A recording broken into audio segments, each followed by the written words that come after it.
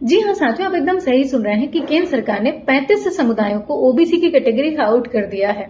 यहाँ पर इस पूरे मुद्दे को ध्यान से सुनिए। हुआ क्या था कि 2010 से 11 के बीच में वेस्ट बंगाल की सरकार ने 35 समुदायों को ओबीसी की लिस्ट में शामिल कर दिया था। अब जब 2025 में एनसीबीसी रिपोर्ट प्रस्तुत करती है तो उनका कहना है कि ये जो 35 समुदाय शामिल हुए हैं ये किसी भी न तो वैधानिक तरीके से और ना ही किसी सामाजिक कारणों से और ना ही किसी अध्ययन के तहत शामिल किए गए हैं, बस इनको शामिल किया गया है धार्मिक आधार पर।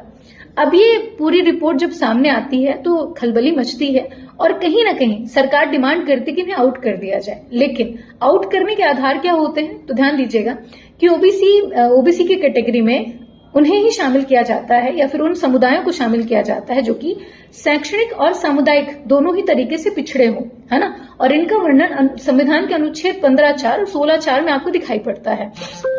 अब यहाँ पर प्रभाव क्या होगा, क्योंकि 35 समुदायों को आउट कर दिया गया है तो ध्यान दीजिएगा जो भी सेंट्रल गवर्नमेंट की स्कीमें होंगी या फिर कह लें कि जो भी सेंट्रल गवर्नमेंट की सरकारी नौकरी होंगी उनमें किसी भी तरीके से इनको लाभ नहीं दिया जाएगा। आरक्षण का या फिर कोई भी अन्य लाभ जो कि आरक्षण के अंतर्गत शामिल होता है इन समुदायों को नहीं दिया जाएगा और हो सकता है कि इनके ऊपर कोई कार्यवाही की जाए। लेकिन यहाँ पे सबसे बड़ा क्वेश्चन ये आता है सामने कि जब 2011-12 में शामिल किया गया था तब एनसीबीसी क्या कर रही थी, और दूसरा अब कि अगर 2010 से 11 के बीच में जितनी भी सरकारी नौकरियां आई थी और उसमें इन्होंने लाभ लिया था तो उसका क्या, है ना, उसका क्या।